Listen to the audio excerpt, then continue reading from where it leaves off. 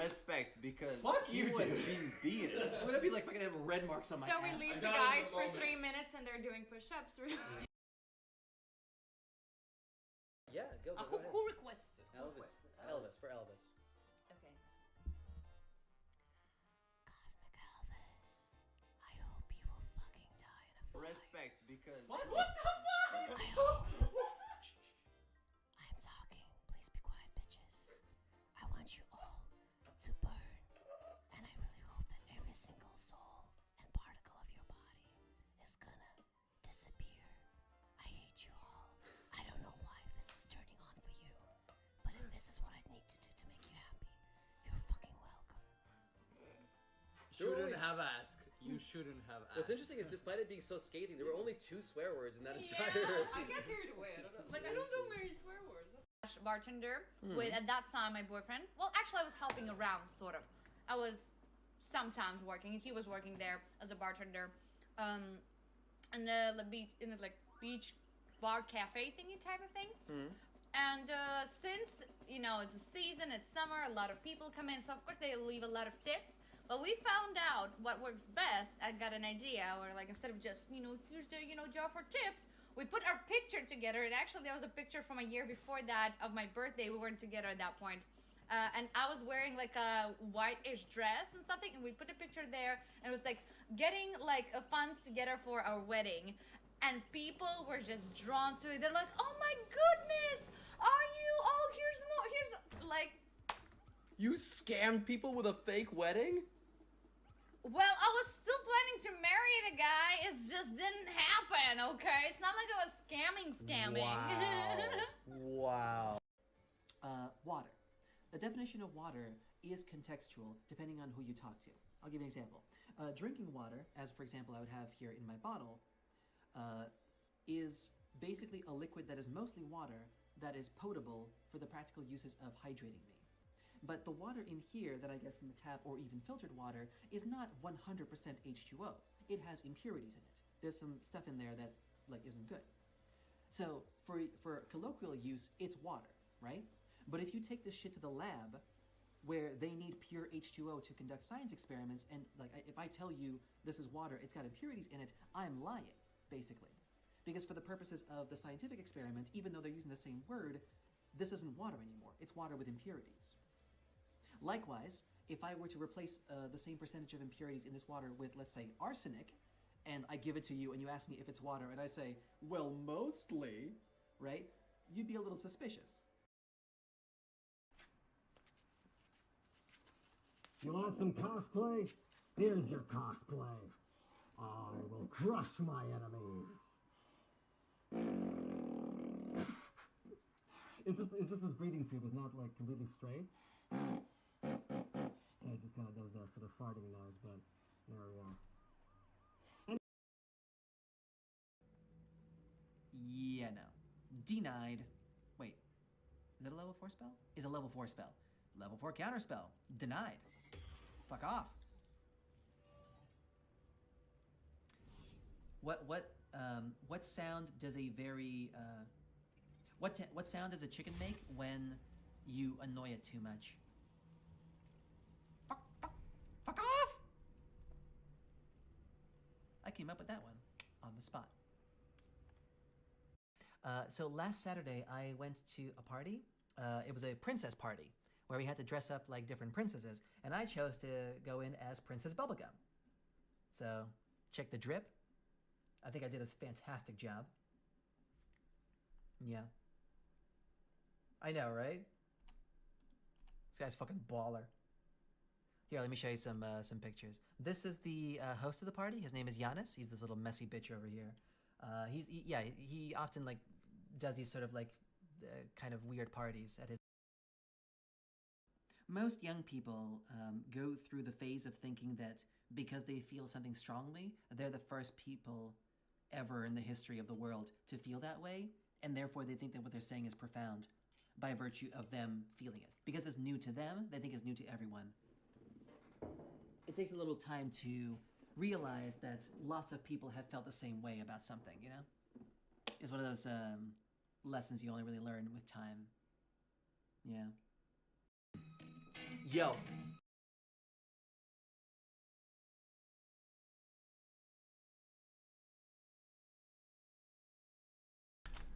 Oops.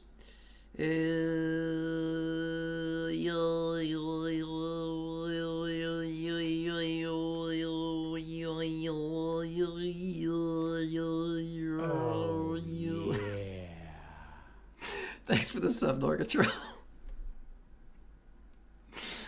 Hello everybody. It's me. I am the Goose. I am here. Welcome back. Thank you very much, Nargatrol. Thanks for having me. Yeah, I went on a bit of a vacation, I guess you could say, from streaming. It's been way too long, you glowing bald bastard. Aw. You good batteries uploaded? Not really, to be honest with you, Nargatrol. Not really. Yeah, the reason I had to take a break was because I felt like, in a kind of a very strong sense, I was kind of wasting my time with this stream. It just doesn't seem to be going anywhere productive, and I really had to reevaluate what I'm doing with it. Because like I like being on stream, and I like playing video games, but it's clear that that's not like, you know, capturing any kind of audience. And yeah, I could play more popular games, but then I would be kind of bored because they're boring. We could embrace more trolls. We could. But yeah, I was just kind of thinking about like what direction I should take this stream in a way that would still make it feel productive for me and also fun. And the thing that I kind of realized was that consistently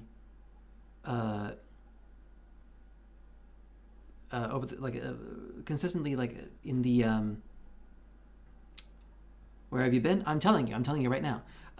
Throughout like the course of the stream, the most popular streams consistently have been the just chatty ones, where we just like chat about random shit. And gambling, giveaways, give fake deals, yeah. And I like that kind of stuff. I like, you know, just chatting about random stuff and giving my completely unqualified opinion about things. So I think we're going to try to pivot more into that. We're going to try to do a bit more like variety type stuff. Maybe I'll do some video gaming here and there still, because I don't know if I can fit 3 whole days, you know, worth of content with just random stuff. But yeah, so I think my idea is I'm going to try a bit more to prepare content in the sense of like topics of conversation. And I guess I'll just like note stuff that I'm learning about in the world, and we're just going to try our best to, you know, start a conversation from that. That's going to be like the plan. I don't know how it's going to go. Hopefully I'll have some more stuff prepared. We'll see how it goes. But yes, that's the plan. So today is going to be sort of our, I don't know, foray into that concept. Solve some serious world problems. Let's have some ambitions. Yeah, exactly. Maybe we'll do a bit more reaction content as well. It's a little bit lazy, of course, but at the same time, I do, you know, want to share stuff with you, and hopefully you'll find it entertaining as well. No, I just realized this is not going to work. Hold on. Where's my... hold on. Wait. No, that's the wait, what the fuck? Oh. Yeah, we're not doing that.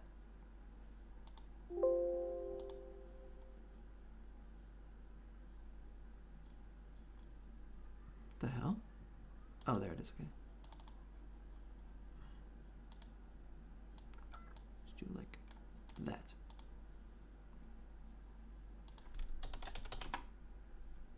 Yeah, that's better. So you can see your text a little bit more. So yeah, that's the plan. That's the plan. We'll see how it goes, you know, I don't know. Obviously, with these kinds of open-ended type of things, you're welcome to throw whatever topic at me if I don't have something going on. I'm also like really, I mean, again, like I keep saying that every single time, but like I really hate the fact that I'm not creating permanent content. You know, like I'm just doing streams and it just kind of like falls into the ether and falls away, especially when we have like good segments and stuff. So I want to try to do that a bit more. I do have a huge backlog of Name That List episodes that I haven't edited yet, so I kind of feel like I should do that first before I tackle new stuff. But we'll see how it goes. I'm gonna try some new stuff I'm gonna try to do a bit more fast editing just to, get it out there, and hopefully it'll generate a backlog of content. Be like, hey, this guy talks about things. Just Chatting gets lots of viewers if we just get some active chatters. Yeah. And even if it doesn't, I feel like that's just something. I don't know. Like I've also noticed in my day-to-day life, like I'm a lot less curious about the world. I don't learn as much as I used to, and I'd like to change that. And I feel like that could be like a collaborative process between myself and the viewers. So hopefully that will go somewhere. And to that end, actually, you know what we could do? Yeah, we can bring back the text crawl.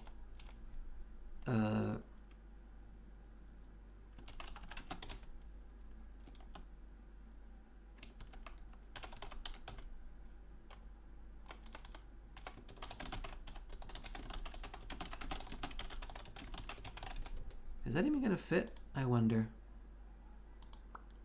Yeah, that kind of works. Is that too intrusive? Might be a little too intrusive. I'll have to think about. Maybe I can just. Actually, you know what? I can just make the text smaller. Hold on.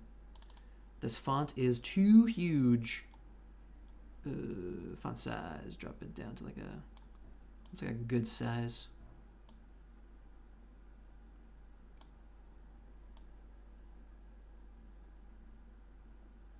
Oh, it's just between these two. I guess. Well, that's too small. Huh. Can't we give like an approximate number? No?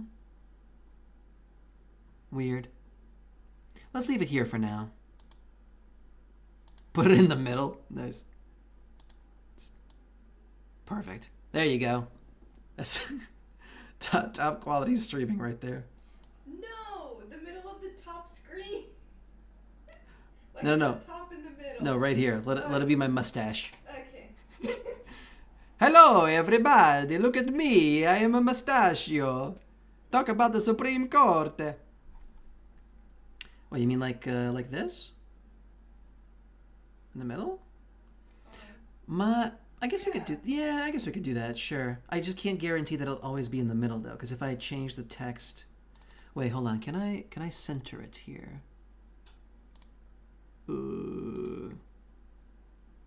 Alignment center. Okay, that works. Yeah.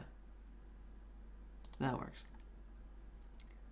Numiracia is saying hello. Hey, Numiracia. Sorry, we're having some technical issues over here. Let's see. So, let's... Wait, that's center. Oh, hold on.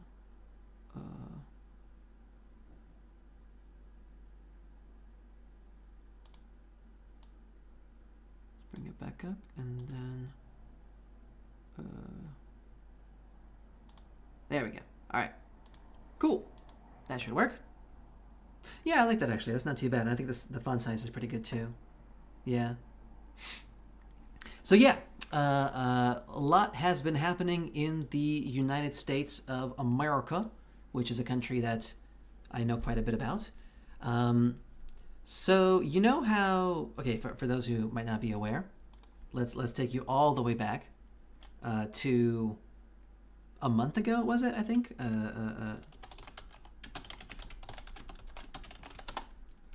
For those who might have missed this, former President Donald Trumpovich, fuck you, has been convicted on, oh my god, journalism, good lord, 34 counts of falsification of business records in the first degree, which is a felony in New York. Yeah. There was a huge court case about it. A bunch of judges. Actually, I was watching a TikTok.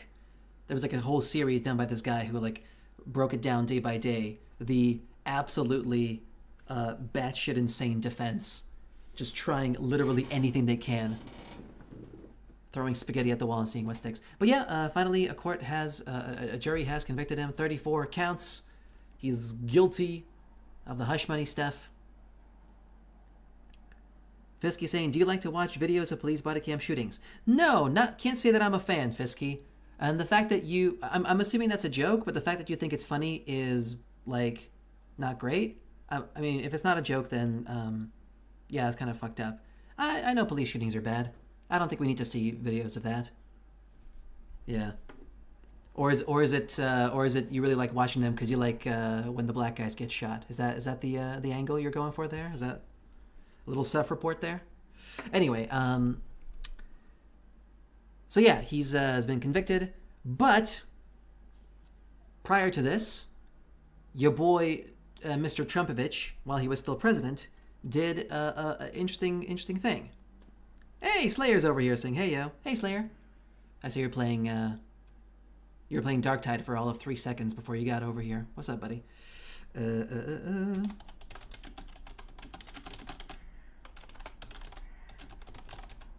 I guess I'll say current.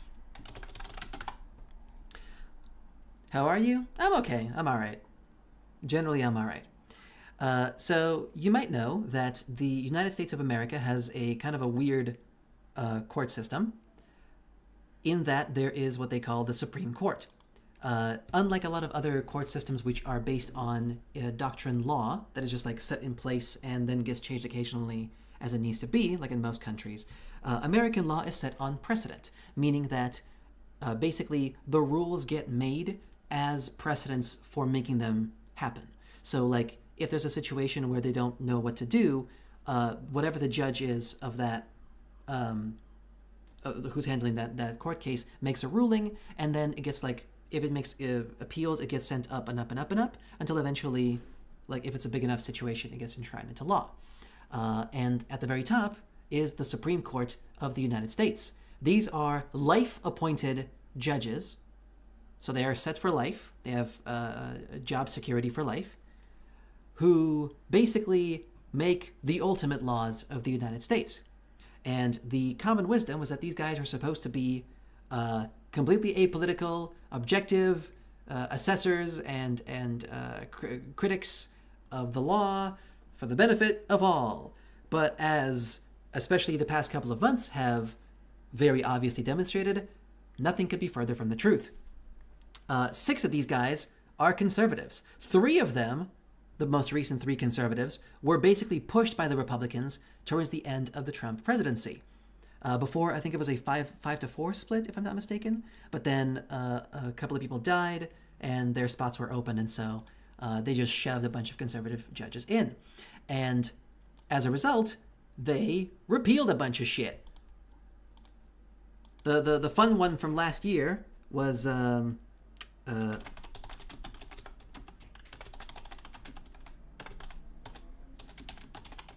think that's how you spell it. Roe v. Wade, that's the one. Fisky says they have better quality and get posted more frequently than war videos from Ukraine. Well, that makes sense, you know. The United States has pretty good video equipment. It makes sense. Yeah, so Roe v. Wade was a landmark decision in the U.S. Supreme Court in which the court ruled that the Constitution of the United States generally protected a right to have an abortion. So it was, so again, because, like, typically if you have a parliamentary system and something like this comes up, the parliament would, like, in theory, should be able to rule, you know, make an amendment to the Constitution to add it there, making it like a proper law, etc. The American system doesn't work that way. It should, but it doesn't. Obviously, it doesn't have a parliament, it has a Congress and Senate, and there's some sort of like a back and forth. I don't know exactly how it works, but the point is, like, in theory, laws should be able to be passed. For those who don't know what the word amendment means,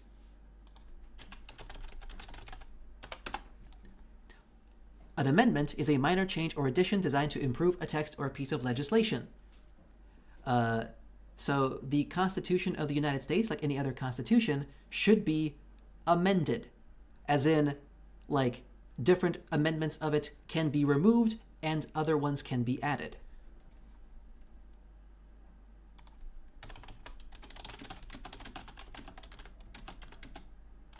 When was the last time an amendment was added to the Constitution? The last time an amendment was added to the Constitution was in 1789. Never since. Now, some of you might think, well, that probably means that the American Constitution is ironclad. It's perfect in every single way.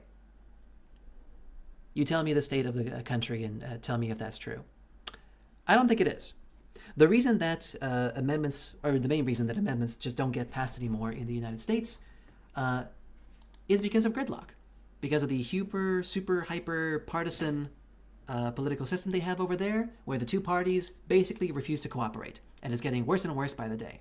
But that's beside the point.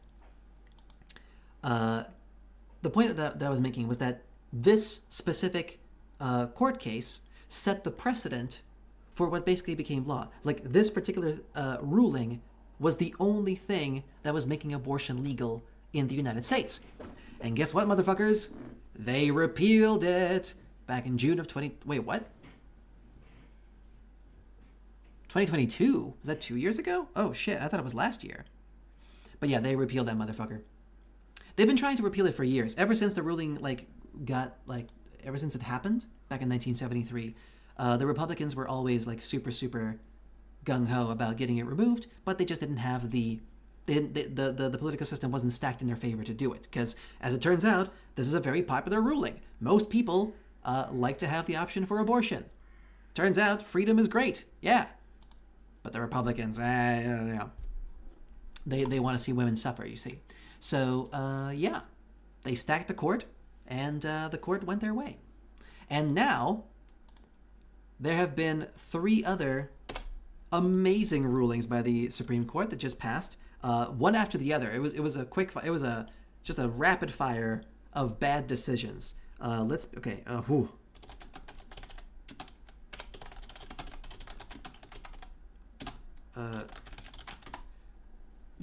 me the short version. This is from American Bar Association.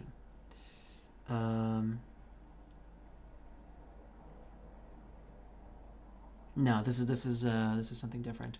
Can somebody give me like a summary? Because I don't want to find them individually.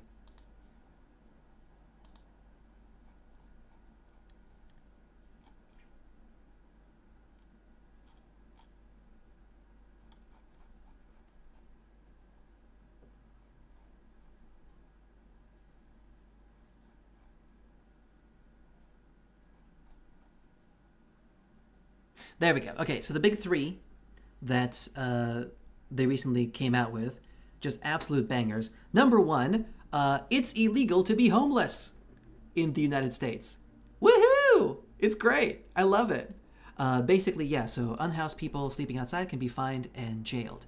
Even if there is no shelter available, basically now police have complete carte blanche permission to harass homeless people, arrest them, and put them in jail. Yeah, it's wonderful. It's great. Yeah, it's. Fisky says he looked like a bald Edward Snowden. Okay, cool. He's a cool guy. I'll take that. Maybe Edward Snowden looks like a fully headed Hippolygus. No, he's cooler than me. He's cooler than me. Yeah, but then they get a free stay in a cell, or do you have to pay for it? No. The worst of it is that most likely they're going to be put into for-profit prisons and forced to do basically slave labor to uphold several of the remaining American industries. Let's see. American industries. Prison labor. So, did you know that U.S. prison workers produce $11 billion worth of goods and services a year for a pittance? Did you know that? This is from The Guardian. It's true. Like, first of all, the idea of a for-profit prison, already in my mind, like, alarm bells are going on. The fact that any of them exist at all is a tragedy in and of itself. But apparently, yeah, there's a whole lot of them.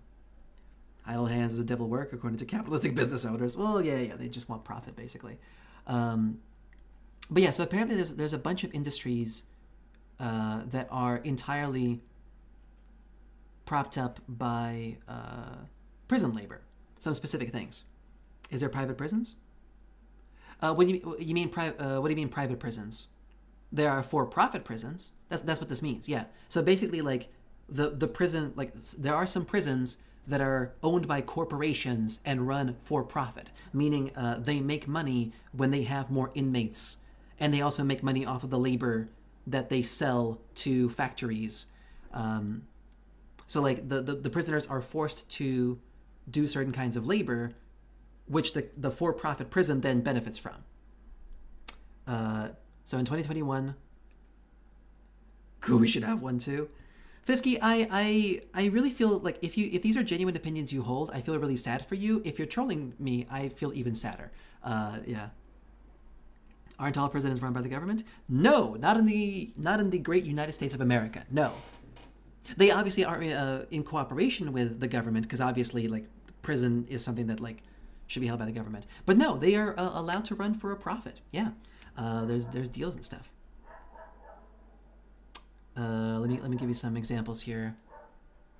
Those workers are paid 30. So yeah, the workers are paid 30 cents to $1.30 an hour on average. So literally a pittance. In Oregon, for example, the DMV pays incarcerated workers $4 to $6 a day. Yeah. While a worker outside of prison doing the same DMV job makes an average of $80 a day. So that's fun. No, I mean like we will establish one together and make ourselves rich, you and me. I don't understand this angle you're coming from. What part of my attitude towards this makes you think that I want this? In case my tone hasn't made this clear, all of this is really, really bad. I don't want any part of this. I want this to stop existing. In case I don't know like how much more clear I could be about that, but just like let me say it bluntly. This is evil. I don't want to be a part of this. You shouldn't either. All right. So yeah, it's bad. For-profit prisons. I'm getting a little bit. I'm going off on a tangent here.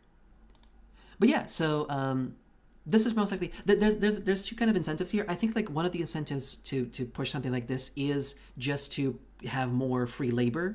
Basically, make all the homeless people work for nothing, so we can prop up the industry. But I think it's also partially just to make them go away.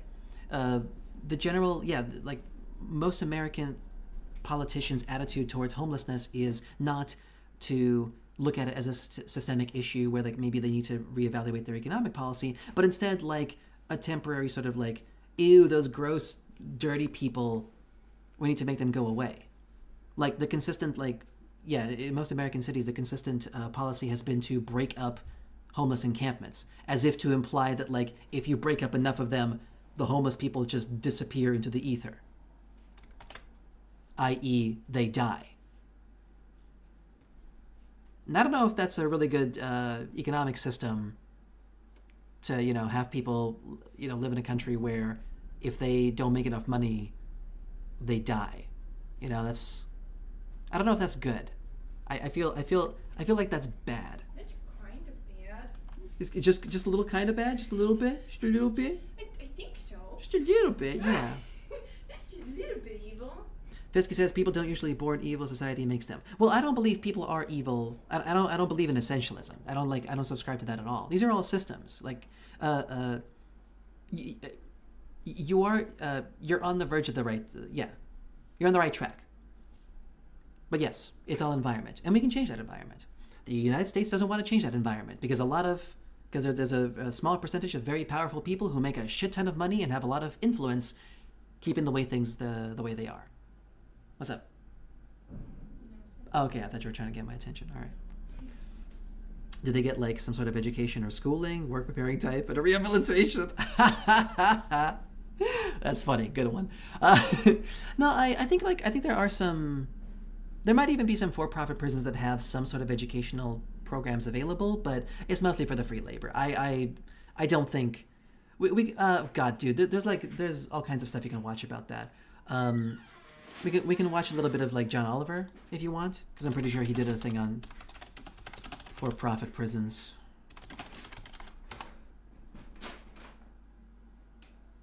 Prison labor. Here you go. This is a let's do a little react watching. How about that? This is a segment from 4 years ago. So this was done in 2020. Ooh! We just got a little box wine. I know which side of the gun I want to be in. Well, Fisky, but that's really bad though. So you see a very inequitable system in which some people are suffering, and your answer is, I want to make sure I'm the one causing the suffering? Really? Come on, man. We can do better than that. Come on. All right, so here's John Oliver and one of his famous bits about prisons. Let's learn something. Let's learn you something. Prison. And if, for some reason, you are unfamiliar with the concept, I'll let a beloved children's entertainer explain it to you in a clip that has in no way dated badly. Now, all of those people who are in prison right now were kids once, just like you. Oh, and no! then somewhere along the way, they did something wrong, something dumb. Whatever it was, it probably started small, became bigger. Maybe they even got away with it at first and thought they'd never get caught. But they were wrong. Now, they're in prison. Yes. For those who are wondering why this is funny, Bill Cosby is a huge rapist. He got convicted for it, and now he's in prison for a bunch of rapes that he did. It's almost like they should have really seen this coming. And look, on this show, we've talked before about the problems of mass incarceration. Melstory Ruffle says, where is everybody? Well, we got some people in Twitch. But yeah, I don't know where YouTube chat is. They'll show up. But hey, Melstory, welcome to the stream. I see you, baby. Incarceration. But this story isn't so much about who is in prison or whether they should be there. It's about what they are doing while they are inside, which is to say that broadly, it's a story about prison labor. Because over 60% of people in prison actually have jobs. In fact, prisons are basically operated by the inmates, as you would know if you've ever seen an episode of Lock Up Raw on MSNBC. The most common jobs are working in the kitchen or some form of janitorial duty.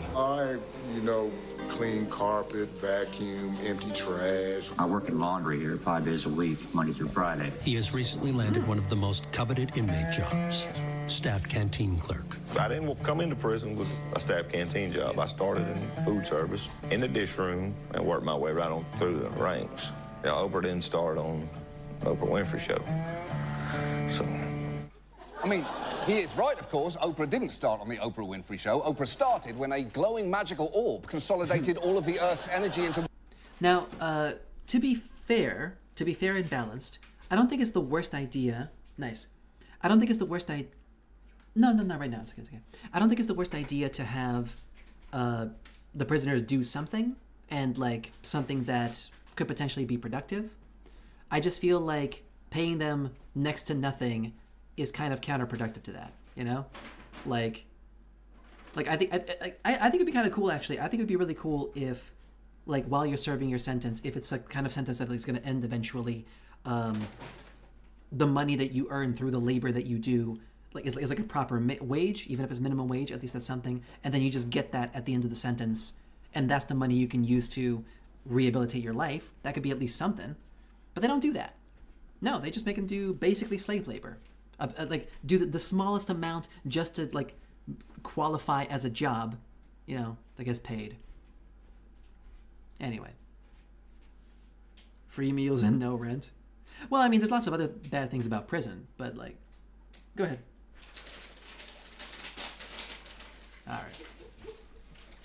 3, 2, 1! She was opening a bag of chips and she just didn't want to interrupt. One mesmerizing, perfect beacon of light. Then the light fucked the orb. Being in prison seems better than being in the army. Ooh, that's... Yeah, well, I mean, it depends which prison, it depends which army. I get, there are definitely some... Yeah, it depends which prison, depends which army. Because, like, if you're talking about the Russian army, then, yeah, you might actually be better off in a Russian prison. Because you're going to get fucked in the ass either way, but at least in prison you have to do less for it. And, yeah, your direct, like, the people controlling your life have less control over you, generally. Not by much, but I suspect it's probably less. I think United States military is still better overall. Because they do have human rights and stuff. And also... going into the U.S. military is an easy way for a lot of American citizens to basically get like free college education and stuff like that. Better pay, yeah. But like, for example, Norwegian, like, yeah, I think it's way better to be in a Norwegian prison than the Norwegian army. Norgajol can attest to that. Because both are great, but one requires you to be in active combat and therefore get PTSD. The other one, you just get rehabilitated to become a better person, right? Fisky says more free time, you get paid more, you can get single rooms, better quality buildings. Yeah, and that is prison. Again, depends which country, but yeah, I guess in some countries that is correct, yeah. Fewer Norwegian armies in actual combat. I suppose that's true as well, yeah. Yeah, maybe. I'm trying to think of like one like more concrete example of a country where being in the prison of that country is way better than being in the military.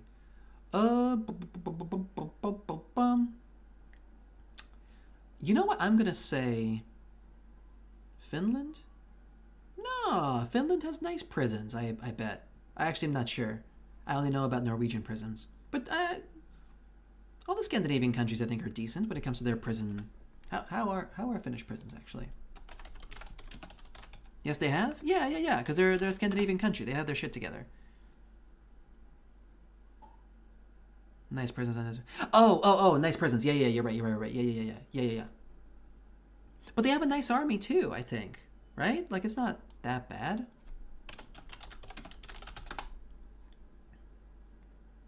I don't know, quality? How is the Finnish army military quality? No, I've been there? Oh, for real? Wait, are you Finnish? Wait, you've been in the Finnish military or what?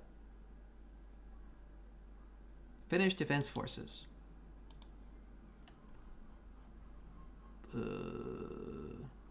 Yes? Oh, for real? Oh, shit. Oh, damn. I'm so sorry, Fisky. I apologize. I'm just so used to having Russians in my chat. I apologize. All right. I gotta stop being so hostile to people. I gotta fucking tone it down. That's what I've been telling you. I'm sorry I didn't listen to you? What the fuck? What is this attitude? All right, well, fair enough. Then yeah, you can choose. You can go to prison or army. If you go to prison, you don't have to be there as long as army. What? Wait, what do you mean? What? Like if you commit a crime, or what do you mean? No, always be judgmental. No, wait, huh? What do you mean you choose if you go to prison or army? What, like in what circumstance? Huh? More story, please. If you are a man. What? Huh? All Finnish male citizens are forcibly thrown in prison? What? Huh?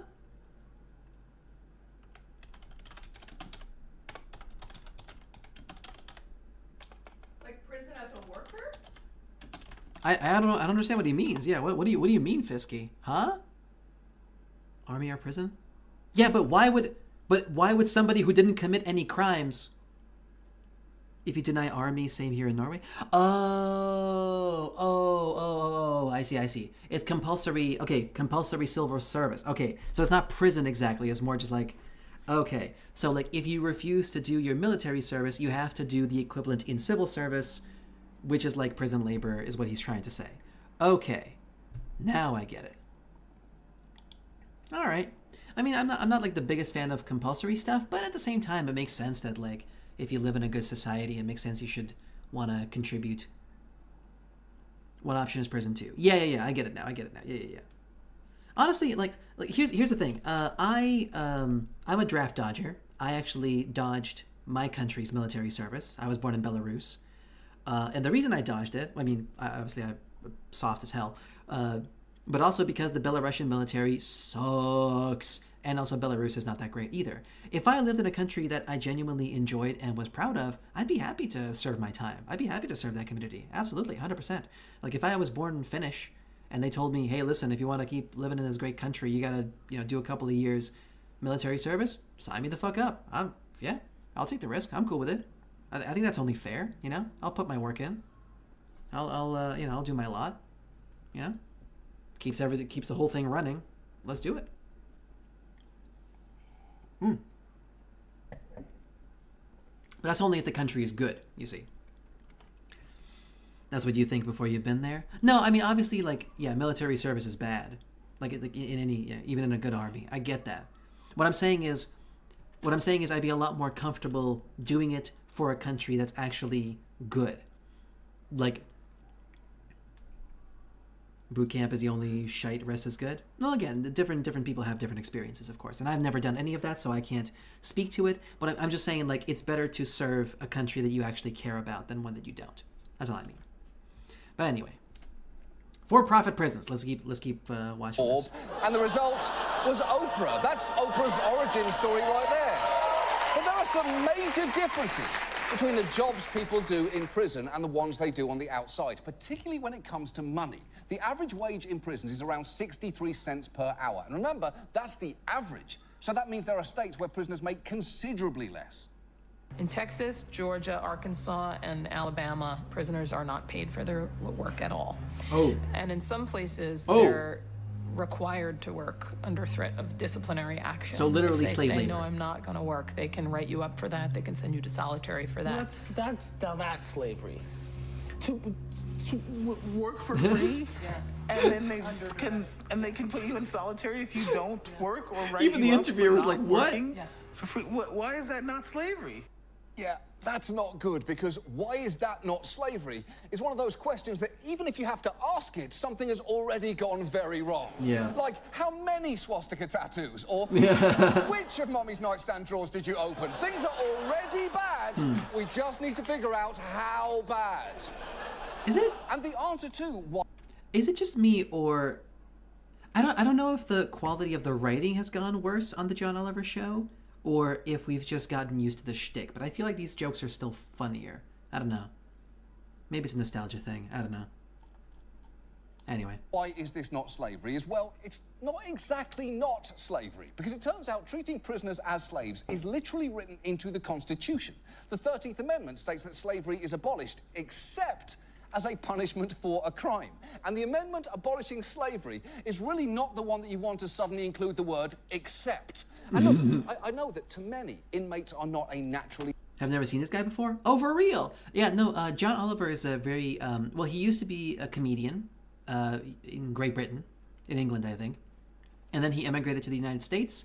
He did a couple of segments for The Daily Show, and then most recently, he's been running this show called Last Week Tonight with John Oliver, where he basically like talks about the news in a sort of comedic side of a way, and it's kind of blown up on YouTube. So as you can see, the Last Week Tonight YouTube channel has 9.5 million subscribers. And yeah, he mostly talks about American politics, of course, and all different kinds of stuff about it. I highly recommend it. Yeah. Really, really good stuff. Recently, he's like thrown a bunch of season 3 stuff that used to be exclusive to like whatever the television station was on, but now it's, yeah, you can just look at all this goodness over here. Yeah. After you've been there, you notice you got asthma from mold at barracks. You see your friend die from suicide. You use broken low-quality clothes during service, and you don't get it all the meal been marketed. Damn, that sucks, man. That really sucks. Damn. Yeah, that's fucked up. Yeah. That's awful that you had to go through that, Fisky. That's really bad. The Finnish army does not sound very nice. Damn. Well, there you go. Sympathetic group of people. In fact, when there was a push to get a higher wage for those working behind bars a few years ago, these people on Fox found it hilarious. Inmates behind bars are now suing for the minimum wage for the work they're doing behind bars. What are those cha-ching sounds? He says he deserves minimum wage, as if crime pays. Why let crime pay? Exactly. Crime should not pay. It's very simple. Common sense. And that's really the conservative side of it, yeah? They hate prisoners. They just hate, they have this essentialist mentality that like if you commit crime, you're a bad person, and therefore any amount of cruelty against you is justified. That's literally what it is. They have this like mentality that like there's good and there's bad people, and bad people can just be abused and it's okay because they're bad. That's literally what it is. It's the most psychotic fucking thinking ever. This is very simple. Common sense. It's very simple. Look, first of all, if you watch that on mute, you would definitely assume it was a panel on erectile dysfunction. And even with the sound on, you can't definitely say it's Just not. don't do But crime. Yeah. Just don't do crime. Just don't. Yeah, just don't. Under any. Yeah. Forget the circumstances. Yeah, if you're poor, you don't have money, you can't get a job, just starve and die. Don't do crime. Just starve and die. Yeah, easy. Boom, done. In a way, I actually get it. Crime doesn't pay does sound like common sense, but it's much, much more complicated than that. The truth is, when you combine the low to non-existent wages the prisoners get paid with the surprisingly high costs that they and their families can incur while they're inside, the current system can wind up costing all of us. And tonight, we're going to look into how prisoners make and spend money and the companies that have managed to get rich off them. And let's start with the fact that prison labour can take many forms. It is often the janitorial or kitchen work that you saw earlier, but in some states, prisoners actually work as firefighters. In fact, in the California wildfire... What the fuck?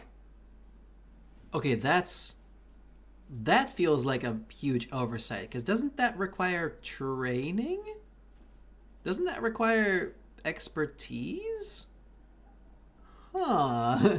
I don't know about that one, Chief. Okay, that's a weird one. Hey, Venetian Billionaires over here. Says, hi, would you drink your own semen, 700 milliliters, and get younger for 7 years? Yeah, 100%. I've drunk my own semen just for fun. Just to see what it tastes like. Yeah, I've done it. It's alright. Not my favorite, but you know. Yeah, sure. 100%, easily. I'll fucking get a little cup right now. That's it. No, I remember like when I was like in my 20s, I heard about this spunk shake. Hold on. This is for all the young men out there. Or spunk smoothie, I guess it's called. Hold on. Super spunk smoothie recipe. Yeah. I don't know if it's this one specific. What the fuck? Website, do you want me to read your shit or not? Why are you spazzing out? What's happening? Website, please. Thank you. Oh, yeah, it is this one. Yeah. So this is a fruit smoothie that you can make. The recommended dosage is basically like you do 3 of these, like one of these per day. 1 cup pineapple. One man from Netherlands donated his sperm for 1,000 kids. Incredible. Hey, Oblashat, nice to see you. So yeah, 1 cup pineapple, 1 banana frozen, 1 cup apple juice, half a teaspoon of ginger, half a teaspoon of cinnamon, a quarter teaspoon of nutmeg, half a teaspoon of vanilla extract, and 2 tablespoons of honey. Mix it all together, blend it in a blender, drink it. It is very filling. I've had this before. It's very nice. And then stop eating red meat or just meat altogether, dairy, and preferably also don't drink like coffee and other really strong like substances like that, and you should see results. I have tested it on myself. 3 days. I drank nothing but this. I cut out meat, I cut out dairy, I cut out all this stuff. It works. My semen went from being this like weird, bitter, salty kind of a mess to, well, not like super tasty, but it was like kind of sweet-ish, you know? It was quite all right. Yeah, it works. DDS says, oh, you're gonna do a cooking stream? Well, not right now, but at some point in the future, yeah, we can do a cooking stream. I haven't done one in a while. Yeah, we've done those before, for sure. We can definitely... I've had the idea of to do a I've had an idea to do a cooking stream with Suffer Buggy, and like have her learn some cooking stuff. But the thing is, actually, I'm not that really good at cooking myself. I need to like learn some stuff too, but we'll figure it out. Venetian Billionaire says, hope he was Dutch. Oh, the Netherlands guy who donated his sperm for 1,000 kids. Anyway, yeah, this thing is real. This thing is real. It works.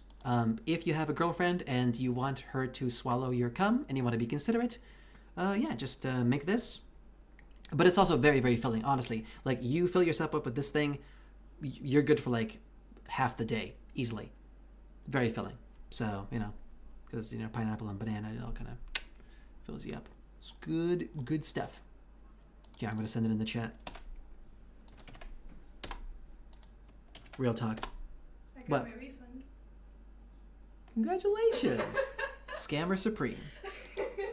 Sufferbuggy has been doing this thing where she will order. It's only with alcohol specifically. She only does it with alcohol. Because alcohol is more expensive. Like, for example, if you get like the rum. Let me right, tell the like- story. Okay, fine. I was so excited too. So she orders food online. We do a lot of ordering. And when she orders alcohol, she makes a support ticket and claims that the alcohol wasn't included in the order. And she's done this already like 4 or 5 times. And every single time, a human being has chatted with her and given her a refund. And it's like $30 just. Like your fucking rum is missing. Okay, here's $30 back. And guess what? I just buy more rum with it. It's free money. It's not the courier's money we're taking, it's the company's money. Yeah. It's barely stealing. Because I can make sure to say that, oh yeah, like, Courier was a nice guy, like, I give him a thumbs up. Yeah. Norgatrol's like, scamming? Marry her. Don't worry. I got you, homie. IKEA sends you free parts that were apparently missed. How can you make that into... How can you profit from that? Is there a way? Well, Because, like, you can't really sell furniture parts easily. no. You can get it for, like... I guess if you get enough parts of a single piece of furniture that you can make another piece of furniture, I guess you can, like, sell that? But, like, that seems convoluted at best. I don't know. That seems like a lot of work. It seems like a how lot of many work. Tables, like, how many tables do you have to order to make a new table out of all of these spare parts? Like, build full furniture. That's what I'm saying, though. How many tables do you have to order for the parts, the free parts you get from those tables to be worth another table? And is it worth it at that point? Like, let's say, like, even if you have to order 2 tables just to get, like, 1 more table's worth. Okay, now you have 3 tables. What do you do with that? You sell them. Because those parts come for free, I'm assuming. I guess. So, like, free profit. Not a lot, though, because you have to buy 2 tables worth. So you have to offset the cost of those 2 tables. Yeah, plus you have to resell it. That automatically kind of lowers the value because, like, even if you say, like, oh, it's brand new. Yeah, you Facebook can't- Marketplace, like, fuck, you get, like, you what, can't $5 sell- for it? Yeah, you can't sell it at full price because they can just, use that full price to buy the table that's that same goddamn table from IKEA directly. Like, Yeah. We're like 3 layers deep in a tangent over here. I was talking about the Supreme Court of the United States. Let's try to reel it back in over here. So yeah, Spunk Movie. Prison labor sucks. I'm not gonna watch the rest of this video. Check out John Oliver, Last Week Tonight. Great show. Basically, yeah, you get the point. It's for profit. It's bad. That was decision number 1. All right, that was the first one. Now, apparently, homeless people are just going to be part of the labor force, whether they like it or not. So that's fun. That's great. Next up, this one, whatever. Yeah, court strike down a 40-year precedent reducing the power of federal agencies. This one is actually kind of crazy. And what's even crazier about it is just how, like, esoteric it is, but how influential. So this is Chevron USA Inc. versus Natural Resources Defense Council. We don't need to go into the full case necessarily about what happened. The important thing to note here, okay, is that this case set the precedent that in matters of regulation or manufacturing or somehow maintaining very complicated chemical, physical, mechanical or electronic systems, the courts should defer to the experts in that field. So if, for example, a company wants to send a bunch of pollutants into the water, into the river to reduce costs of their production or whatever, somebody can sue for that. And then in that court case, up until very recently, they would defer to the people who understand these things, who can, measure pollutant levels, and like they're scientists, they know this stuff. And like if the scientist says, oh, I'm sorry, this balance right here, if you go over that, you're going to destroy the environment. Well, too bad, Mr. Corporation. You have to abide by those laws. Now, your boy, the Supreme Court over here says, nah, fuck the experts. Judges decide. Judges who have no idea what they're talking about, who have no expertise in this field. By the way, Auric PK, thanks for the follow. Yeah, whatever the judge was in that court case. And you know how that's going to work, basically. They're going to pack the courts with conservative judges who are going to rule in whatever favor the corporations want, basically. And, yeah. Now we get fluoride in the tap water. Well, not we, because it's American, but still, you know. But it is going to affect the global trade as well, because, like, a lot of corporations, you know, a lot of American corporations are going to get away with all kinds of pollutant and, you know, labor practice bullshit that they weren't previously able to, basically. That's basically what this means. If you've ever been on like the lawyer TikTok or like, you know, the lawyer side of YouTube, everyone is freaking out about this specific one because this will fundamentally shatter any kind of protections people used to have about like having, you know, quality stuff. Like the quality of food and water and other consumables in the United States was bad enough already. This is going to make it like 10 times worse. Alex Jones gave Frogs Rant is not so crazy anymore, huh? It's true. But honestly, we will be lucky if the worst that'll come out of this is the frogs turning gay. We'll be lucky. Dude, it's not good.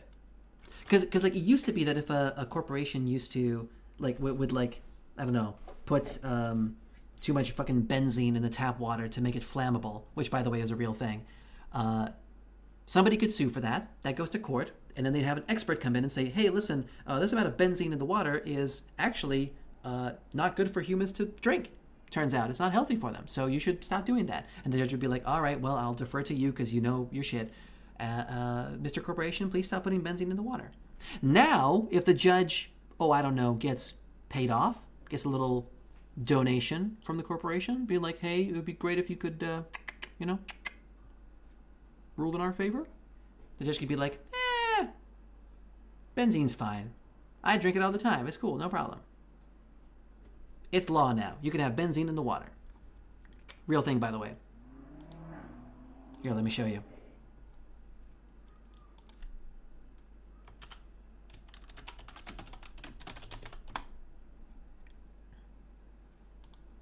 If you're familiar with the term fracking, fracking is a method of extracting resources from the ground where you basically shoot giant streams of water into the ground and you crack the ground and you can like extract from it. What that does though is it uncovers a bunch of gas reserves that weren't supposed to be touched. And a bunch of American towns, this is like an old clip as well, this is like from 7 years ago. Sometimes those gas reserves leak into the tap water. And guess what? Oh yeah, I saw it go up for a second. Yeah. We'll just give it a second here.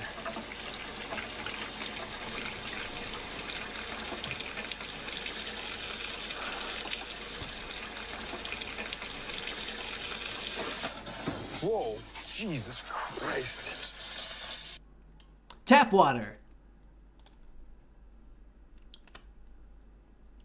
I guess water can absorb gas and stuff too. It can, and it does, and you just saw it happen. For those who missed it, let's watch it again.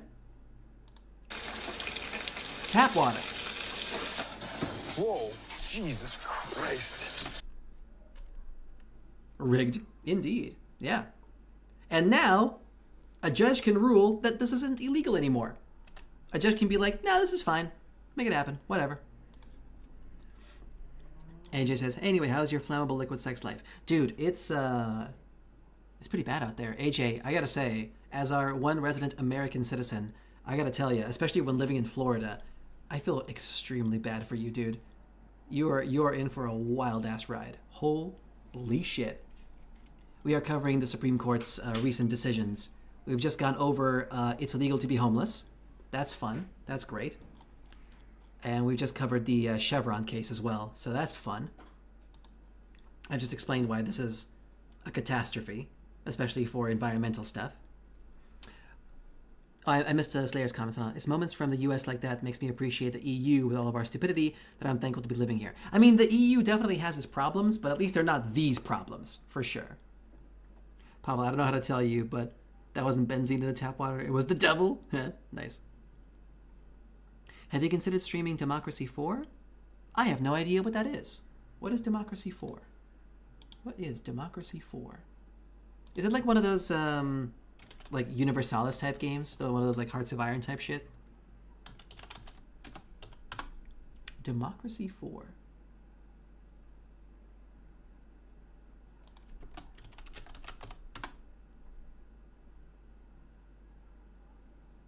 All right, let's look at Democracy 3, just to get ourselves an idea of what we're dealing with here. Hello, everybody, and welcome to a nation that is so completely broken. So somehow we're going to have to turn our finances around. On top of that, we know that our... So it's a video game where you just manage the democracy of a country. This feels extremely complicated. I think I would fail this. I don't know, man. I'm going to pass on this one, but it's fun. I actually didn't know that games like this existed. I had no idea. Democracy 4 Early Access. Hello. It's a statistic. Oi. This... You can add some ridiculous laws and cancel press freedom? Incredible. I gotta say, the concept's not bad, but this aesthetic, this feels like it appeals exclusively to people who run Excel sheets for fun, you know? Statistics in your country are interconnected between policy and other feedback loops that you have to manage. It's a really tricky balancing game more than anything. Well, at least we have profile pictures. That seems like a game I would like. Although, yeah, the aesthetic is horrible. Yeah, this is like... But very politically... This looks like a Flash game. Very politically themed. Now, in order to change various different policies and adjust the different sliders you see here, you will need some... Good lord. Oh, another Stellaris. Yeah, but at least Stellaris has good visuals. This is like... It's like a weird-ass Flash game looking thing. Sorry, Eric Piquet. I think we're gonna pass on this one. But thanks for the suggestion. I appreciate it. That's rough. That is rough. Anyway, yeah. Excel. You know. Yeah, and the last of the amazing, totally apolitical and very objective decisions the Supreme Court has made recently is yeah, this one right here. Yeah, this is great. This is looking what I get. This is wonderful. I love it. It's great. Yeah, this is. Would be amusing if you played it as Belarus, bring about a new era under Apoloshenko. Nice. I like that. Apoloshenko sounds actually like a cool last name. Yeah. So Donald J. Trumpovich has absolute immunity for official acts. Yeah. So basically, official acts, if he wants to officially, I don't know, murder a political rival, I don't know, overturn some government somewhere, you know, do other bad stuff, is legal now. And I've seen like multiple law interpreters, you know, interpret the actual sort of ruling or whatever. The Supreme Court has intentionally left it very vague what counts as an official or unofficial act. And on top of that, they've also added the caveat that stuff from official acts is not supposed to be, like, is not allowed to be used as evidence for the unofficial acts. So not only is the line between official and unofficial acts vague, but also even unofficial acts are kind of protected by the official stuff not allowed to be used as evidence against it. It's basically what this means is that whoever the current president is becomes God, King, Emperor who can do no wrong and do whatever the hell he likes, and the Supreme Court basically just allows it. So that's fun. So they're really banking on Trump winning in 2024. One will need a permit. Yeah. A permission slip. Actually, what did you think of the debate and Biden specifically? I'm even more disappointed in the Dems than I was before. I actually haven't seen the debate itself. Here, hold on. Let's change the topic real quick.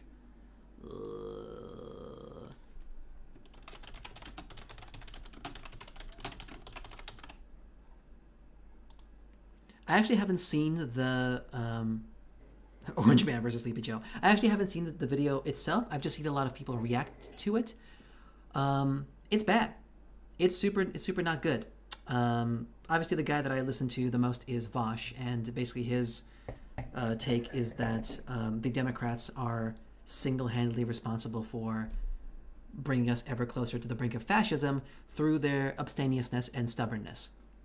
The Democrats seem to be in a perpetual state of arrogance, thinking that they just deserve power by virtue of being slightly better than the other guys on the other side.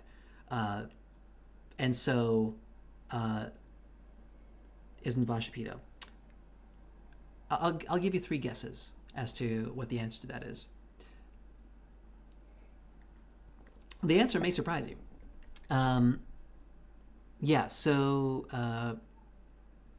Apparently Biden is very stubbornly refusing to move on. The assessment that I've heard basically is that the Democrats will never admit fault. So if they choose to switch over to a different candidate midway, which is kind of the thing that everybody wants them to do, they will just kind of switch completely. There's not going to be any kind of reconciliation, any kind of admittance that like they've dicked around for the past couple of months. And most likely they're going to try to switch the ticket to Kamala Harris is going to be the new candidate, because she's the one who already has access to the funds and she has all the connections and stuff. She's not great. She's a hell of a lot better than Trump. So that's bad. It's bad. It's not good. It's honestly, like, I hate to bring this up right now because I'm 34. I'm the oldest I've ever been when it comes to observing political elections, but for the United States, I mean. But like, of all of the American elections I have been aware of as a semi-adult, this one feels like the most bleak. The most bleak election I've ever seen. It is literally, like, I hate to invoke South Park here. I really, really hate to. But like, more than ever before. You know, when the clip first came out, when the episode first came out, I was like, okay, guys, cool it. More than at any other time in American history do I feel like this clip is relevant today. 20 years in the making. Debate 2004 with your host, Jim Lehrer. Welcome to the cable access televised debate between a giant douche and a turd sandwich. We'll start with giant douche. Sir, So yeah. More than at any other time in history, I feel this. Yeah. Oh, thank you. Better than Trump doesn't mean she would be able to win him, unfortunately. They could offer so much more. Yeah, that's true. But the question is, can they muster anything worthwhile now, right? Because the issue with elections is that you need to build familiarity bias, and the danger of switching a candidate this early on, this late in the race, is just that people won't be acquainted with the new candidate well enough. And yeah, and unfortunately, they just don't have any like strong contenders. You know, you have your Pete Buttigieg, who is milquetoast at best. Who else you got? I mean, that's it. Who's the California guy who's like super disingenuous? What is the guy who's like, oh god, I forget his name. Gavin Newsom, I think, is that his name? Gavin Newsom. Yeah, this guy. Like they can push this guy, although he'll be pretty bad as well, because he's like super corporate and super disingenuous. We'll be dealing with this guy, 4-8 years from now. Like, who else do they have? They don't have anyone. That's the other big issue as well. Biden was supposed to be a one-term president, to just like a transitional president until they find new blood. They never found new blood. AOC, well, she doesn't want to run. She doesn't want to be president. You have to want it first. Is Trump that bad? Trump is the actual worst. Trump is actually Trump is in every possible respect. Okay. Have you heard of a little thing called Project 2025? Yes. You have heard of it? Damn. Yeah, of course. Sufferbuggy's not even into politics, and even she's heard of Project 2025. Super disingenuous politician from California. Sounds like someone from LA. Hey. But yeah, Project 2025 is a collection of conservative and right-wing policy proposals from the Heritage Foundation, who have their own thing, by the way. The Heritage Foundation is literally the devil. These guys are actual evil. Yeah, they're just bad. It's a think tank that basically breeds all the worst people. Like every bad person you can think of in politics, in the American politics space, either were in or associated with the Heritage Foundation. These are bad people. They're trying to reshape the United States federal government to consolidate executive power should the Republican nominee win in the 2024 presidential election. I don't want to bore you with the details, but basically they want to end democracy as it exists in the United States today. And I'm not saying that hyperbolically. They're literally trying to make it impossible for the popular vote and any kind of democratic systems to be relevant anymore. Very, very strict voter regulations, very, very huge amounts of power in the completely unelected and only appointed Supreme Court and Senate seats and all that kind of sorry. No, Senate is elected. Whichever the one is the one that's appointed or whatever. Yeah, basically trying to make it. They really spend $22 million just to write for it. Oh, wow. Interesting, Oblushot. 14 words is a banned term, but I'm going to allow it, obviously. They really spent $22 million just to write 14 words? Yep. That's a great comment, Oblushot. That's a... Oh, damn. I don't know why... I just realized.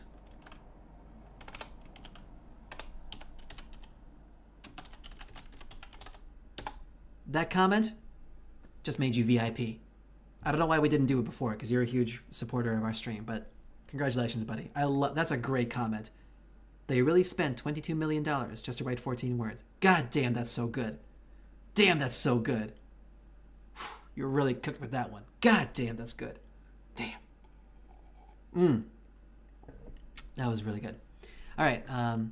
Oh, the Iz is over here saying sup, Pablo. Hey, the Iz. All right, welcome to the stream. Yeah, and Mordex Praetorian is here. Hey, what's up? Yeah, so Donald Trump is a narcissist. All he cares about is attention and power, and he gets it by any means necessary. He's also a bit racist, but not as much as everyone else who's propping him up. The issue is he's completely compliant with the Republican move to upend democracy, because of course it makes him more powerful, and also it allows him to get away with all the crimes that he's currently being convicted of. So, he has a huge incentive to prop these people up. So, no way you remember me? Of course I remember you, the Iz. You've been around. I forgot the last thing we talked about, but yeah, I remember you. I see your nickname. I don't forget my supporters. Yeah. So Trump is bad. A Trump presidency would effectively end democracy in the United States within the span of 4 years very easily. I'm not being hyperbolic. I'm not, I wonder what Trump's stances on Ukraine is. Oh, he's a big fan of Putin. Dude.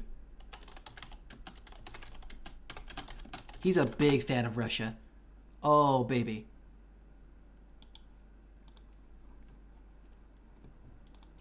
All right, this is a piece from. All right, a article by Andrew Kaczynski. Let's see here. Here's a couple of tweets. Do you think Putin will be going to the Miss Universe pageant in November in Moscow? If so, will he become my new best friend? Trump, you think the term as being fine, but all of a sudden you say, what if you're in Germany or Japan or any one of the... I don't have a Trump, sorry. I don't have a Trump impression, sorry. Or any one of the 100 different countries. You're not going to like that term. It's very insulting, and Putin really put it to him about that. Yeah. Trump is a huge fan of Putin. All right, I hope left wins then. Unfortunately so. The Democrats have made it extremely difficult for the American electorate to vote for them in spite of Trump, but unfortunately, yeah, that's what I'm saying. It really feels like you're choosing between a douche and a turd sandwich. Biden, for some reason, is a staunch Zionist, which means that he is supporting Israel even now after they have violated so many ordinances and so many rulings. Like the Biden administration have written like 23 different red lines in the sand, and Israel has steamrolled all of them and have not lost support. They have like almost done a complete genocide on the Palestinian people, and the Americans government is still supporting them. It's really bad. It's super bad. Honestly, like up until the whole October 7th attack thing, voting for Biden was a lot easier for the majority of the youth, especially. Now, unfortunately, the young vote might just not exist in the 2024 election, because a lot of young people, unfortunately, do not have that sense of objectivity. They feel like, because a lot of young people, especially they in the United States, they think of their vote as a full endorsement, and they think of it as a reflection of their personality. And so for them to vote for even like the worst of two evils feels insulting, and so they choose not to do it. And you know what happens when young people don't vote? Old people do. And you know who old people like a lot? The conservatives. So yeah, it's not looking good, folks. It's not looking great. Just saying. Yeah.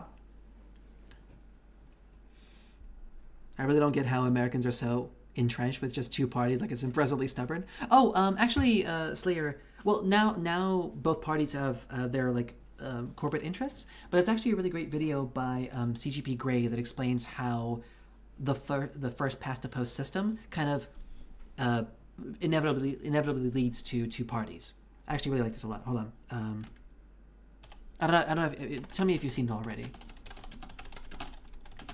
Like the two-party system is kind of inevitable in a first past the post system. First past the post is a specific type of voting. Oh, there's two videos. I love it. Incredible. Let's watch some CGP Grey.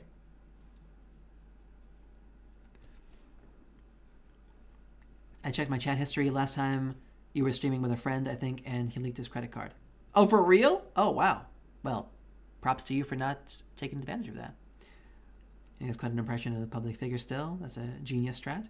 Oh yeah, Trump is a really great orator. Yeah. Despite being a like coastal billionaire who's just as like just as like completely devoid of context for the people, he is really good at coming off as like personable and like a person for the people. It's insidious, but that's all it is. It's just talk. Funny things I saw on the Instagram is a porn star Megan Rain endorsing Trump. Well, according to Project 22.5, she literally will be sentenced for doing porn. Incredible. Incredible. You're making the assumption that the expert can't be bought out? Well, everyone can be bought, but, it's a level of degrees. I'm just saying, like, things are... Wait, sorry, Dex, I think I missed something. What am I missing here? I feel like I'm missing some context. Yeah, obviously everyone can be bought, but the question is how much? And is it worth it, I've seen no need to tell me. I'm saying in general? Oh, okay. Well, I do apologize. It's a 6.5 minute video. Let's watch it together. Because I think this is actually something that I think is very, very important for people to learn, because I think like a lot of people don't understand how democracy works. I mean, just like in a systemic sense, like there's different kinds of ways of doing democracy. Let's watch this video is 13 years old, about the first past the post system by CGP Grey. Welcome to The Problem with First Past the Post Voting, explained by me, CGP Grey. The royal family has a problem, but this isn't just any royal family. These are the lions, rulers of the jungle since time immemorial. There are protests over the monarchy's absolute power, and the citizens of the animal kingdom want a say in how they are governed. Bending to the pressure, Lion has abdicated his crown, and King is to be an elected office. To ensure a smooth transition, and because she is craftier than her husband, the Queen Lioness is remaining on the throne with the power to set the rules for all elections in her kingdom. Hey, Horizon. She has declared that all citizens get one and only one vote, and that the candidate with the most votes wins the crown. This method of voting is most often called first past the post, awkwardly abbreviated as FPTP, or winner take all. The system is simple, fair, and logical, right? Actually, no. It's a terrible, terrible idea. Why? Well, to see the problems with first past the post, let's watch the... Hold on a second. Hello, Americans. Is your favorite president... It's your favorite president, Donald J. Trump. There are Democrats, bad people, ugly people. They want to take your freedom. I will take your freedom too, but I will do that better. Yeah. Listen, nobody takes freedoms away from the American people better than Trump. I'm the best at taking freedoms away. Yeah. The first election unfold in the animal kingdom. It's an exciting time for the burgeoning democracy, and 7 hopeful candidates come forward to run and represent their parties. They put on their best campaigns, citizens head out to the polls, and the votes are counted. The results come in as follows. Turtle gets 9% of the vote, monkey gets 18, gorilla gets 19, owl gets 13, leopard gets 20, tiger gets 15, and snake gets 6. Under the rules of first past the post, leopard is crowned the winner, and she gets to rule for the length of her term. But take another look at the results, and you'll see the first problem with this system: minority rule. The vast majority of citizens, 80%, wanted someone else as king, but leopard still won. There were only 7 candidates in this race, but if you imagine if there had been 20, she might have only gotten 5% of the vote, but still been elected. This problem of minority rule is only the beginning. The second problem with first past the post is that, given enough time, it results in an inevitable, unavoidable 2-party system. Why? To see, let's watch what happens over several election cycles. Leopard has had her term in office, and it's again election time in the young democracy. Only now, all the citizens of Animal Kingdom remember the results from last time. This information changes how they'll behave, particularly snake and turtle voters, who must face the reality that they backed unappealing extremist candidates who don't have a chance of winning. Turtle voters, who were unhappy under leopard rule, decide to back the candidate who has the best chance of winning, gorilla. Now, snake voters want to vote for tiger, who is the candidate they have the most in common with, but they're afraid to because leopard is running a negative campaign against her competitors. Snake voters, not liking the idea of gorilla rule, vote strategically for leopard. The final result looks like this, with leopard getting 26% of the vote and gorilla getting 28%, making him the new king. Snake and turtle, seeing their dismal results and knowing the cost of their campaigns, decide to drop out of future races. What started out as a 7-party system is now down to 5. Fast forward to the next election. Only 5 candidates run, and again the voters remember what happened last time. In this election, it's owl voters who recognize that their candidate cannot win. They are centrist voters and less ideological than the rest of the animal kingdom. As such, they don't really like gorilla or leopard. Both gorilla and leopard know this, so they each run negative campaigns to capitalize on the fears of the centrists. Owl voters split their vote and are mostly voting against the candidate they dislike rather than supporting the candidate they do like. After this election, gorilla gets 33% of the vote and leopard gets 34%, making her the winner. Owl, as did turtle and snake before her, drops out of the race. In the last election we'll look at, monkey and tiger voters are unhappy. They both really like the candidates they have supported, but they now have to compromise. Monkey voters agree with gorilla on few issues, but they really don't like leopard. And tiger voters agree with leopard on some issues, but they really don't like gorilla. They strategically abandon their preferred candidate out of fear of the one they disagree with the most becoming king. The final results are leopard 49% and gorilla 51%, with him being crowned the king. Monkey and tiger are the last candidates to drop out, and now the animal kingdom is left with a 2-party system. Because of the centrist and swayable owl voters, in future elections, leopard might take the crown, then gorilla wins it back, only to lose it to leopard again, but the 2 parties never change. The citizens of Animal Kingdom ended up with the system, not because they are lazy voters or because that's what they really wanted, but because the mathematics of how the system is set up. Inevitably, given enough time, all first-past-the-post systems trend towards 2 main parties. But the choices of the voters still hasn't changed since that first election. Only 2/5 of them wanted either leopard or gorilla as their first choice, and 3/5 of them wanted someone else as their first choice. It's this majority of the voters that becomes disinterested in the democratic process because they feel they have no meaningful way to express their real preferences. But it only gets worse from here. If the citizens of Animal Kingdom are divided into groups before they vote, they are susceptible to gerrymandering. Gerrymandering is a bit tricky, but imagine a block... Okay, well, we don't need to get into gerrymandering. That's fine. But you get the general idea. Clockwork Maker says, that's bad. It is bad, yes. First past the post is a terrible voting system, which is why... Hey, Pavel, how are you today? I'm doing well. Thanks for asking, Clockwork Maker. So first past the post is a terrible system, which is why the majority of good countries, like, your boy Norway, try to get Norgashov to come out of his shell. Most great countries have a parliamentary system where control is kind of shared between the different parties. But also, Norgashov, I was just saying how amazing your parliamentary system is, the parliamentary system of your country. Or you can do what's called an alternative vote, which basically does like a point system. So the idea is that instead of just having one vote and that's it, you do points. So you have a bunch of candidates and you assign them points based on their preferences or whatever. And that way, you're more likely to get the candidate that you want. So let's say, for example, there's like 5 candidates. You give the first candidate 5 points, the second candidate 4, 3, 2, 1, etc. And that way, the candidate with the most points wins. So that way, more people are more comfortable with the win, and more importantly, fringe candidates have a better chance of winning because like if they have more of the stuff that people want, then you get the idea. Basically, it doesn't exclude entire parties from running because they still have a pretty good chance if they can appeal to their constituents. A right wing, they could fit in the center of most countries' political systems. Well, that's a separate issue. My point is just that the actual voting system itself, in most countries, is first past the post, and that's psychotic because it leads to a 2-party system. But then, of course, if you have money thrown in there, then those 2 parties entrench themselves by promising their corporate overlords preferential treatment when it comes to the laws that they enact, and then it just, rolls downhill from there. So, no bueno. Non bueno. Opposite bueno. But yeah, Trump likes Putin, and now he is immune from prosecution for stuff. So basically, they made this ruling, like, this only happens if Trump wins the election in 2024.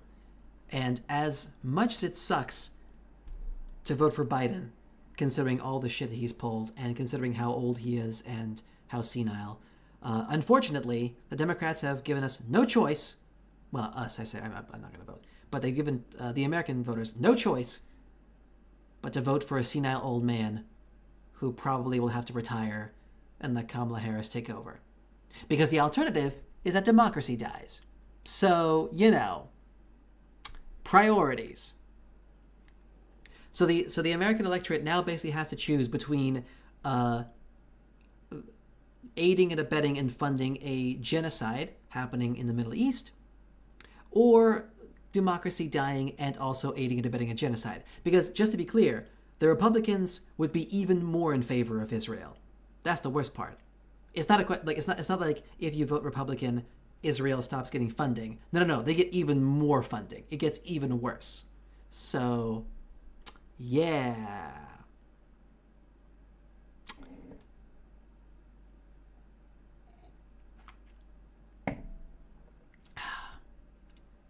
Republicans will start World War III 100%?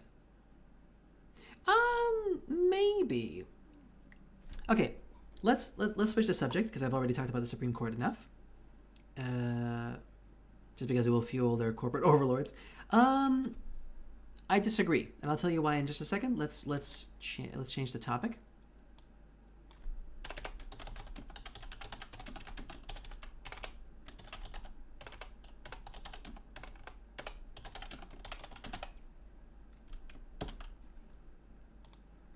Okay.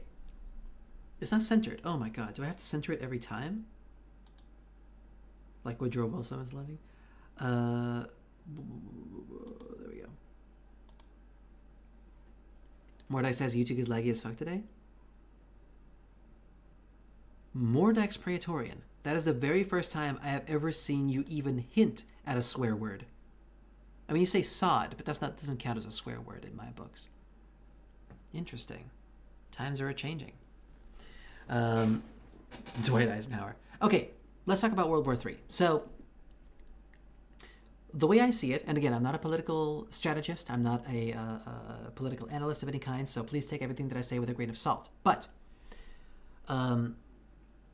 World War I and II happened before the advent of nuclear weapons. The Cold War afterwards was cold because the two major superpowers in the conflict both had nuclear weapons. Any kind of outright war between any nuclear powers now always has the threat of nuclear escalation. And the nuclear threat only works as a deterrent for as long as it is a viable option in the case of total war. So the problem is, since then they use proxy for war. Exactly. Yeah. So the problem is, in the modern age, when a lot of superpowers that are sort of politically opposed are also interconnected through corporate interests, does it make sense to escalate to the point of nuclear war? Because that is inevitable, right? Because if you don't actually intend to use nuclear weapons in a war, then they can't be used as a deterrent. And if they can't be used as a deterrent, then a lot of the checks and balances that have kind of kept our global system in place fall apart, basically. Like, nukes have to be available as a last resort, otherwise the whole thing falls apart. And we go back to the petty wars that we had back in the 20th century, which of course isn't good for anyone. It's also important to keep in mind, yeah, but why not put nuclear weapons in Eastern NATO states? Well, yeah. Well, I guess just because they know that Russia will freak out, and Russia is a nuclear power, and if you push them too hard, then their rational self-interest of maintaining the planet and keeping it from blowing up will, you know, be less worth to them than their pride, I guess. Much in the same way that they would threaten nuclear Armageddon over Ukraine joining NATO.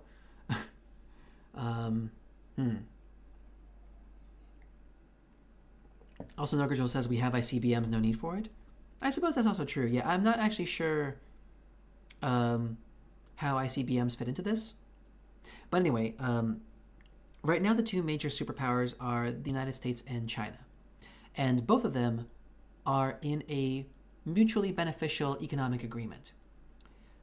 The United States owes China several $100 trillion, I believe, if I'm not mistaken. Oh, sorry, 1 trillion. Just a little bit below 1 trillion. Since April 2022, China's holdings in U.S. Treasury departments have remained below 1 trillion. And China doesn't actually benefit from that debt going away, because that debt is what keeps its leverage in making sure that the United States has to go to China first when it comes to cheap labor for the production of their manufacturing stuff for their corporations. So the United States has an incentive to deal with China. China has an incentive to keep the United States afloat because they sort of fuel their industry. So neither of those countries benefit from either one of them blowing up in a nuclear, holocaust. So who's really left? Well, you have a couple of straddlers. You have Iran, you have India. Who else is a nuclear power? Israel, unfortunately. Yeah, but China is literally a Nazi country committing genocide. I wouldn't go so far as to say as Nazi per se, but they're definitely fascist for sure. Yeah, state capitalist, yes. Genocide, yes. And that's bad, yes. But who's going to stop them? Again, they're a nuclear power. So, you push them hard enough, they're going to threaten nukes. And at some point, their territorial sovereignty and their political sovereignty is going to be more important to them than the planet staying alive. And nobody wants to be the person responsible for testing that boundary, right? That's the unfortunate thing, is that during the Cold War, you can say a lot about the politicians that ran the individual countries with nuclear powers. They seemed like they had a bit more good faith when it came to maintaining their threats. That good faith is gone now. Yeah, but they will lose their sovereignty anyway if planet dies? No? But they don't think that way, right? That's again, you're unfortunately making the assumption of thinking that people in power are rational actors. Part of the reason that we don't test that theory is just because we don't know when somebody might snap. And yeah, the more autocratic a country is, the more prone it is to the impulse decisions of the people at the autocracy. In the United States, there's like 20 different steps that have to happen before a nuke gets launched. And those are checks and balances are meant to make sure that if someone has the impulse decision to launch a nuke, that doesn't happen. Because enough people, put a stopgap in that decision until cooler heads prevail.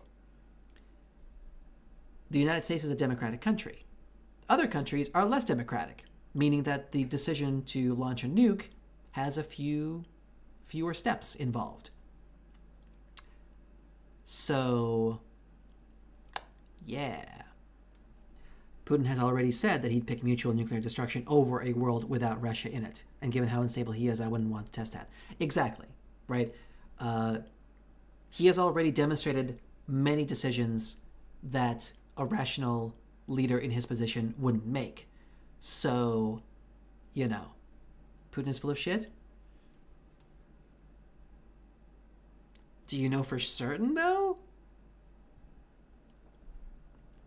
Right, that's the unfortunate thing with nuclear weapons, right? Like, the, Yeah, that makes sense. Yeah, I know, right? Particularly as Russia and Putin are equivalent in Putin's head. Well, yeah, sure.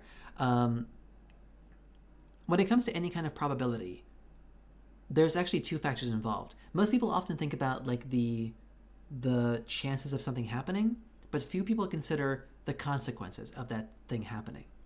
And when you're talking about basically the annihilation of the human species as we know it, even a 0.0000001% chance of that happening is too much. Because the consequences of that unlikely event happening are catastrophic.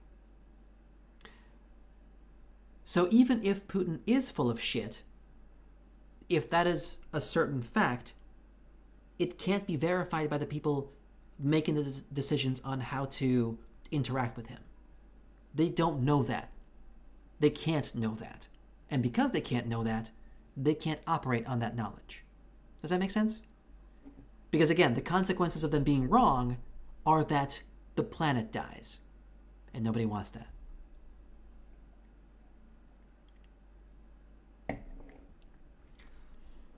And so, paradoxically, despite that being a huge problem politically, that also is what I think prevents World War III from ever happening.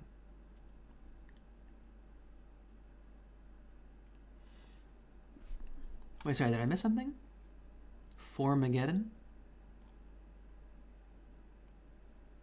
A while back, NATO wanted to have medium range in Norway? Hell no. Nice. But yeah, so basically, like, the way I see it, World War III won't happen for as long as nuclear weapons exist and for as long as so many of the major nuclear powers have economic ties with each other. Ironically, capitalism saves us in that regard.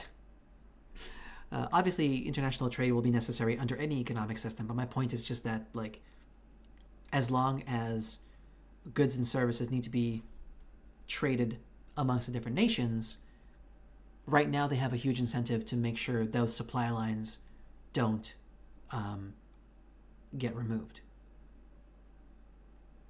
World War IV will be fought with sticks, prove me wrong. Yeah. The classic Albert Einstein line, yeah.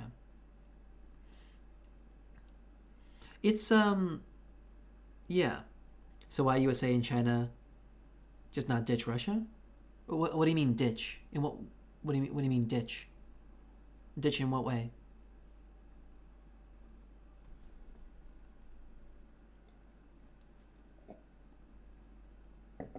Like literally can do that by just economics means? Oh, you mean like put sanctions and stuff? Well, they already do. Well, China has less of a beef with Russia than the US does. So they have a lot more ties with China. And they probably will because they're a lot more politically aligned, you know? Like strangle Putin economically. Well, China doesn't have an incentive to strangle Putin. If anything, they have an incentive to keep Russia afloat because Russia is a thorn in the US's side and that makes their position much more stronger. So yeah, they don't really have an incentive to do that. Yeah, they're making fascism look bad, sure, but like, you know, they're huge. They have important resources like oil and stuff. So you know.